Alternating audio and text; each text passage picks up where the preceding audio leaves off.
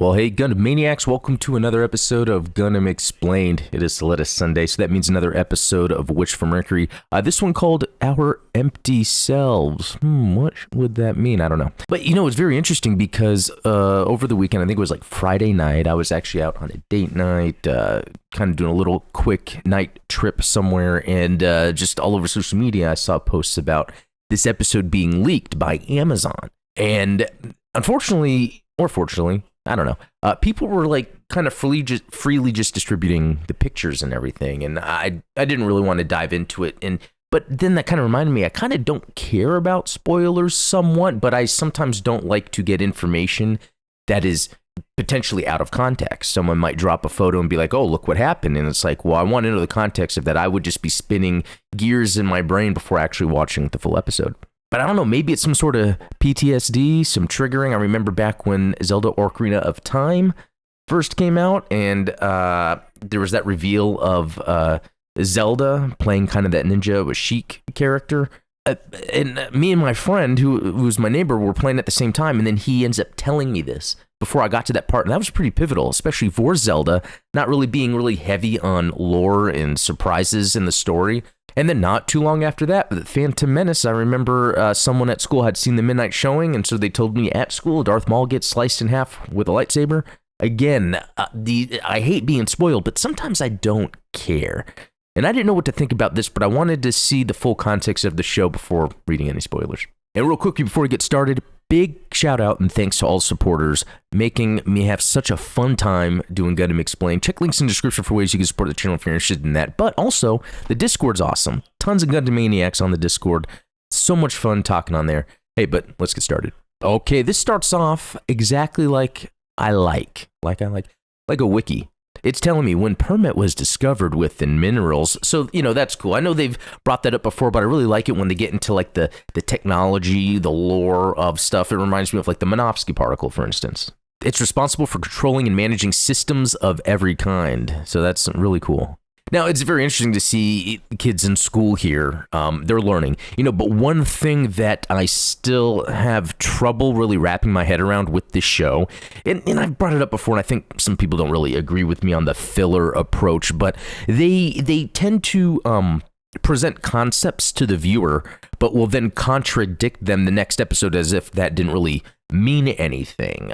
I would even say, even the Splat episode, it was cool to see the Splat, but how they set up Mjolnir's kind of fear of what Soletta became, when really that didn't mean anything moving forward. So it like lessened the impact of previous events. And that goes with this too. Again, I kind of complained in the last episode, things are going normal at school, and there was a terrorist attack recently, and then there was these battles on Earth going on. I would think people would kind of be doing things a little differently right now. And we're getting a lot of that like slice of life stuff going on, which, to be honest, I don't mind. In again, this kind of goes into this weird way of my thinking. Again, I'm newer to just anime in general.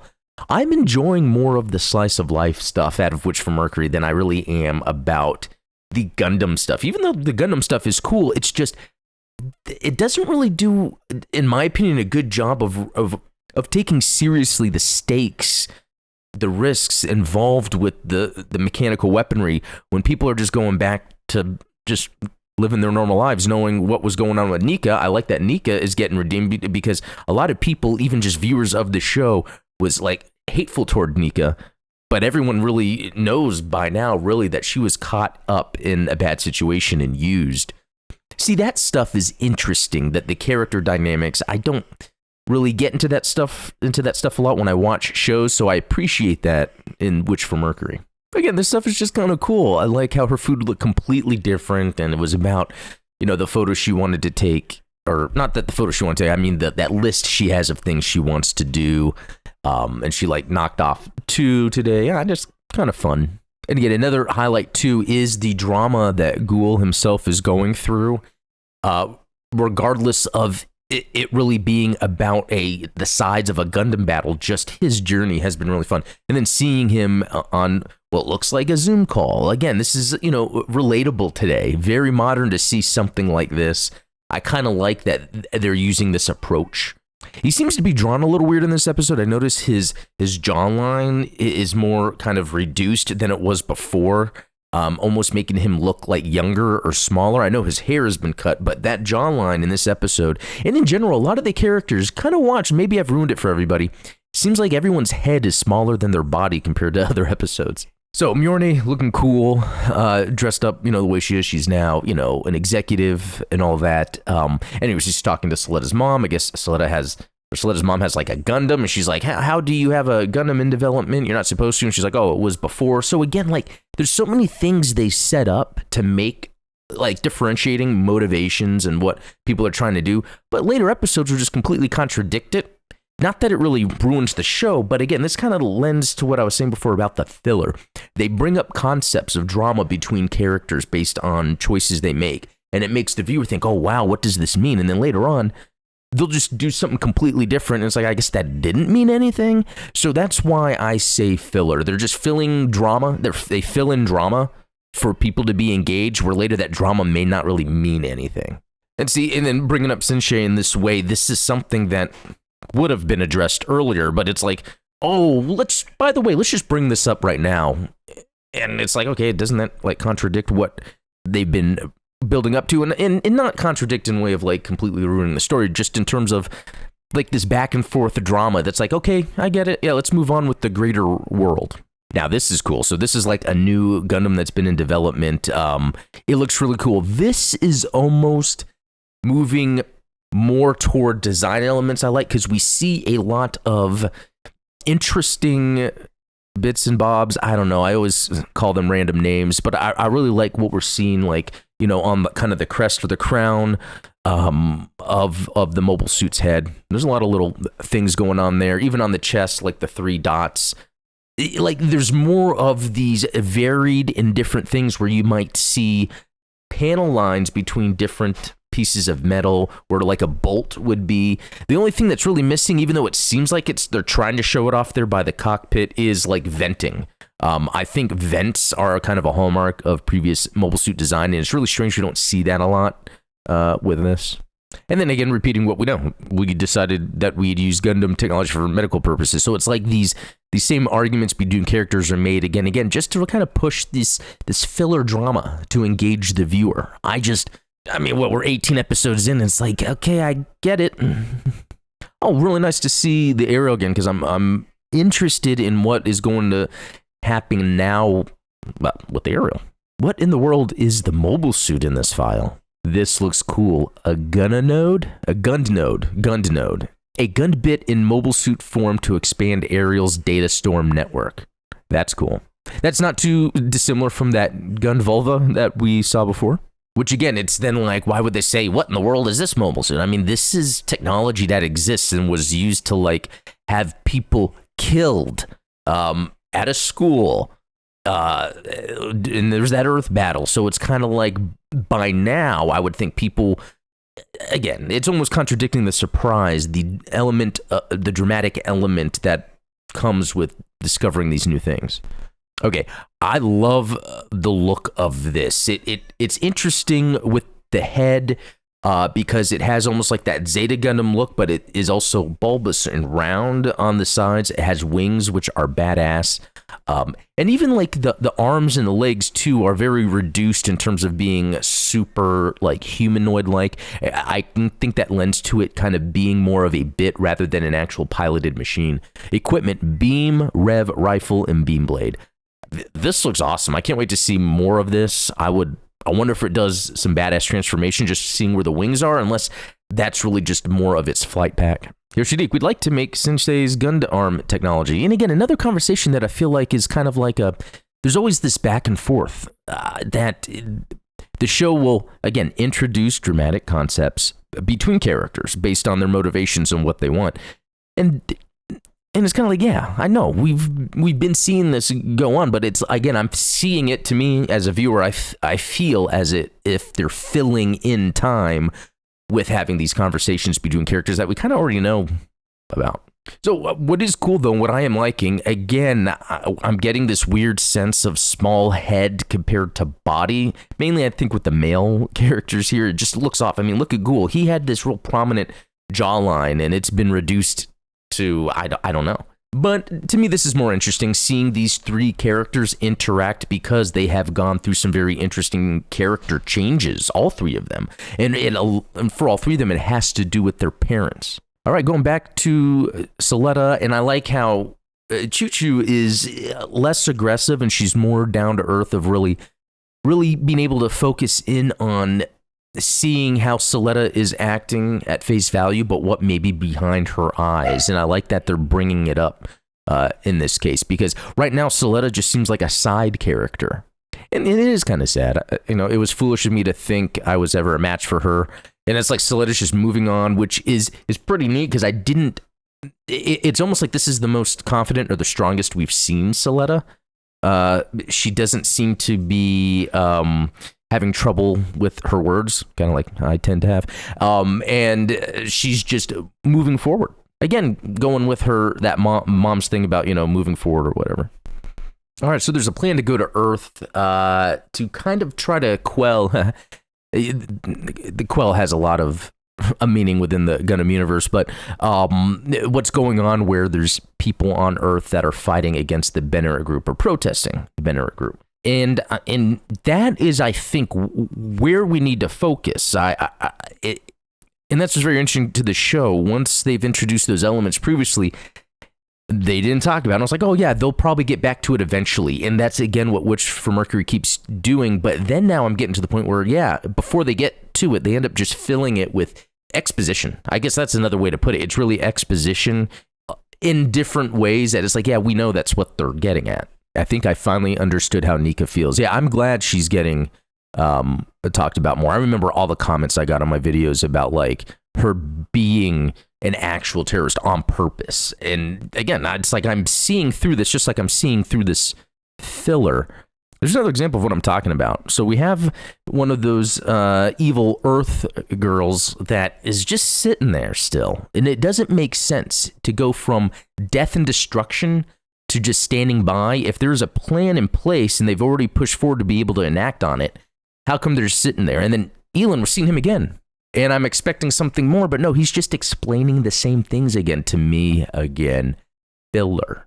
And maybe it hasn't been clear to a lot of people. I would assume all of this is written ahead of time, but he's really just explaining how, piloting, getting to a certain permit score by piloting a Gundam, you're going to get killed. And it's interesting how he's saying, since both their lives are so cheap, but I don't know if he's just referring to because she's not a Spacian, she's an Earthian, and he's an enhanced person. Not that she is also an enhanced person, but she could be.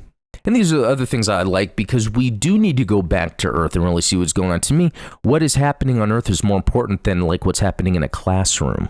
Space front economy suffers new blow from anti-Spacian terrorism. So they haven't really dived into how the economy is really affecting in general. They talked about, selling off some other equipment. I feel like this is something that could be explored more. But again, I don't know if personally I'm expecting something different than what this show is really trying to deliver. It's almost like it's Gundam right under the surface, but it doesn't go too deeper than that. Of course, Mr. Ghoul is awesome. It's probably the coolest part of the show now. And it's like his brother's hearing this stuff, but I've got the sense that he's proud of his brother. Oh, what's going to go on here? Every time this lady shows up, there's something going on. And I'm really interested in where they're going to go with this. Again, it's almost like they're just re-explaining things that have already happened. So it's like, okay, I get it. Maybe more from this character now, because, really, she's just been sitting around and not really doing much. So, yeah, I'm curious where this will go. Kananji Avery at your service. So I guess he's going to be the security that kind of goes down to help Mjolnir's Gundam Inc. as they go down to Earth to kind of help quell the riots, the protests. Yeah, as they go to see Mjolnir, they run into, or Suletta runs into the Ariel. So very interesting. I'm like, oh, okay, so that whole thing that happened before, now she's back at the Ariel. Okay, and things get weird. It's almost like she gets in and kind of triggers the Ariel to sort of put, I guess, visions into Suletta's mind to kind of, again, give even the viewer the explanations of what's been going on. And it is funny because when Soletta, if I'm not mistaken, I think Soletta was like, "Hey everyone," when she got into the aerial. And it's interesting because now Soletta's like in this world between worlds, or something. Okay, that was a bad Star Wars reference, but we're seeing kind of the artwork that's from even Rebels with the lines and the dots. And right now, Soletta's in a place that's not like the real reality. And we see Ari, and there's like a bunch of these of them all around, and they're kind of explaining how the genetics got incorporated in. We don't need the key anymore. Was Soletta the key? And I think that's kind of what these 18 episodes were saying.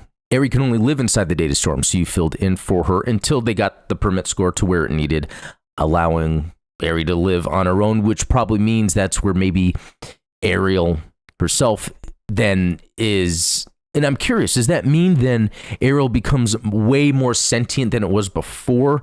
That's us, the children of the Coven of witches. Coven? You're all repli children, like replicant children created from my genes. Wow. Okay, so look, we are 20 minutes into the episode, and now we're getting substantial information that more directly answers a lot of speculation viewers have been making about the show. You know, this is really what I'm here for. Quiet Zero will create a world where Ari can live. So I guess the idea is, once, I don't know, the permit score gets a certain point, Quiet Zero allows like that data storm of where the genetic being can be to maybe live as something. So we don't need you anymore, Soletta. That's really weird. It's really going directly against the whole family thing that was brought up originally, as if none of that really matters, almost making it like the Ariel is the bad guy. Cute little baby Soletta. That is a cool shot there. The look of everything. This looks awesome. At score 8, I can move of my own free will. So I guess that is really the case. Yeah, this is something that we assumed from the previous episodes, but yeah, 20 whatever minutes into this next episode, they are confirming that. And then Soletta gets ejected from the aerial. It's just, that doesn't really make too much sense to me, unless it's because Soletta's mom just happens to be there. She was like anticipating this, and then she's just sending her back to the school. Still weird for the mom to be like, yeah, you're floating in space. Let me just push you toward the plant. Damn, it's pretty sad what's going on to Soletta. Like, it's almost like her mom and Ariel are like, yeah, we don't need you anymore. Go back to school. See, that's more interesting than what we've been getting. Although the conversation that's going on with the Ariel, it's almost like Soletta's mom is then seeing the Ariel as the one that's in charge and in command. But, reading the light novel, it really seemed like the Ariel didn't like what Soletta's mom was doing. But it seems like now that the Ariel has her free will, it's like, okay, now she's going to move on with her own plan. I don't think they're really doing the best job explaining it yet. But again, it's because something's going to occur that's probably going to contradict what we're seeing here anyway. So that was it. Again, watching these episodes of Witch from Mercury, I don't necessarily get too excited anymore because, again, my opinion, there is a lot of exposition filler of things that are described in one way, and then further down the line, they just describe them later, and then they pad out getting to the next moment of what's going on Earth. I mean, because there was death and destruction, terrorism, and they seem to just be, again, going by their normal lives before really talking about that. And then they will make big dramatic rifts between characters, but then several episodes later, that doesn't matter anymore. That was just kind of the drama of the week, for instance. Maybe that's a good way to put it. The filler is drama of the week or exposition of the week. Anyway, I hope I don't seem too negative. It's just, it's really, really getting to the point the more I'm watching this that while it's entertaining, for me, this isn't like Gundam. This isn't like Zeta, Double Zeta, things that are coming out of UC. I mean, even Double O, even see Destiny. And that's okay. This doesn't need to be that, really. It just is, at first, it was really teasing it a whole lot, especially with the prologue. Or, 12 episodes in, we get to something awesome, but then now we're like 18 episodes in, and all it's really doing is confirming things that we were like, yeah, I'm sure that's actually what's going on here. Okay, good. We're 18 episodes in. Let's kind of get to something.